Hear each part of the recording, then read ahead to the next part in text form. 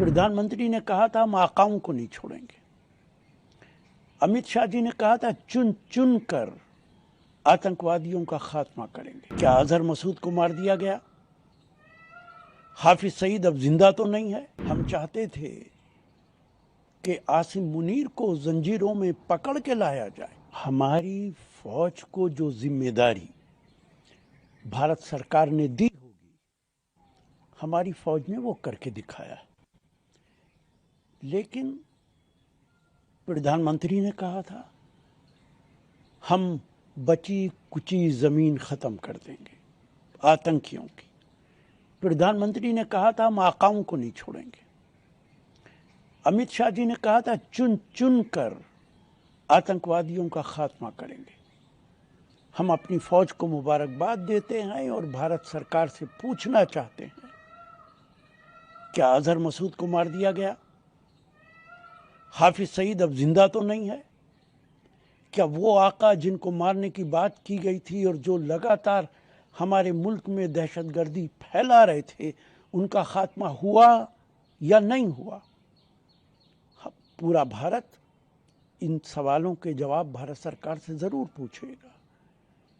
भारत सरकार ने कहा था कि इसमें फौज का हाथ है, पाकिस्तान की आईएसआई का हाथ है। हम चाहते थे कि आसिम मुनीर को जंजीरों में पकड़ के लाया जाए।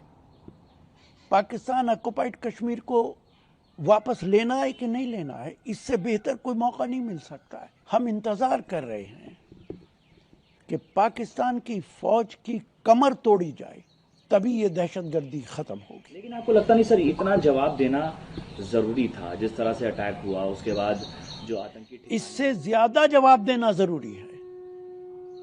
ये कम से कम है। हमारी फौज ने तो वो किया जो भारत सरकार ने कह दिया। जितना ऑब्जेक्ट उनको दिया गया, जो कुछ उनसे कहा गया, उन्होंने पूरा करके दिखा दिया। लेकिन फिर वही सवाल उठता है, क्या चुन चुन के आतंकवादी मार दिए गए? दोबारा तो पहलगाम नहीं होगा। हर कुछ दिन के बाद कुछ ना कुछ हो जाता है। ये ऐसा मौका है जिस मौके पर प्रधानमंत्री ने जो कुछ कहा था कि हम आतंकियों की बची कुची जमीन को खत्म कर देंगे, हम उनके आकाओं को खत्म कर देंगे। अगर ऐसा हुआ है तो बहुत अच्छा है। हम तो सिर्फ प्रधानमंत्री से यही दरियाफ्त करेंगे, जो कुछ आपने कहा था क्या वो पूरा हो गया? लेकिन सर आपको लगता नहीं कि जिस तरह से इन्हें सेनाओं को खुली छूट दे दी है, प्लान ऑफ एक्शन वो तैयार करें? और देखिए, मुझे नहीं लगता कि हमारी फौज को खुली छूट दी गई थी। अगर हमारी फौज को खुली छूट दी गई होती तो सिर्फ स्ट्राइक नहीं होता, इससे बड़ा कुछ होता। जितना सरकार ने कहा, हमारी फौज ने करके दिखा दिया। आगे क्या चाहते हैं सर आप? किस तरह का एक्शन पाकिस्तान पर होना चाहिए? देखिए, हम चाहते हैं कि पहलगाम दोबारा ना हो। हम चाहते हैं जो सरकार कहती थी कि पाकिस्तान के एस्टेब्लिशमेंट की कमर तोड़नी है, पाकिस्तान की फौज की कमर तोड़नी है, वो कमर टूटनी चाहिए। इस तरह से पाकिस्तान लगातार सीज फायर का उल्लंघन कर रहा है, फायरिंग चल रही है। सेना की तरफ से भी एक स्टेटमेंट आया है कि 3 लोगों की मौत हुई है, सिविलियंस की, जो बॉर्डरिंग इलाके में रहते हैं।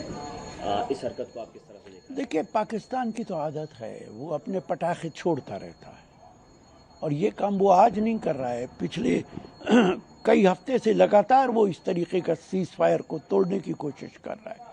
उसका जवाब हमारी फौज दे रही है और उसका सख्त जवाब देना ही चाहिए। सर ऑपोजिशन ने पिछली बार जिस तरह से एयर स्ट्राइक पर सवाल खड़े किए थे, लेकिन अब ऑपोजिशन के लगातार जो लीडर्स हैं उनकी तरफ से तारीफ हो रही है इस एयर स्ट्राइक को लेकर, सब एकजुट होकर खड़े हैं। आपको लगता है सर? देखिए, मुझे नहीं मालूम कौन क्या कह रहा है, लेकिन मैं भी कह रहा हूँ, फौज को जो टारगेट दिया गया था हमारी फौज ने पूरा किया है। हमारी फौज कॉम्पिटेंट है। हमारी फौज इससे ज़्यादा बड़ा टारगेट भी पूरा कर सकती है।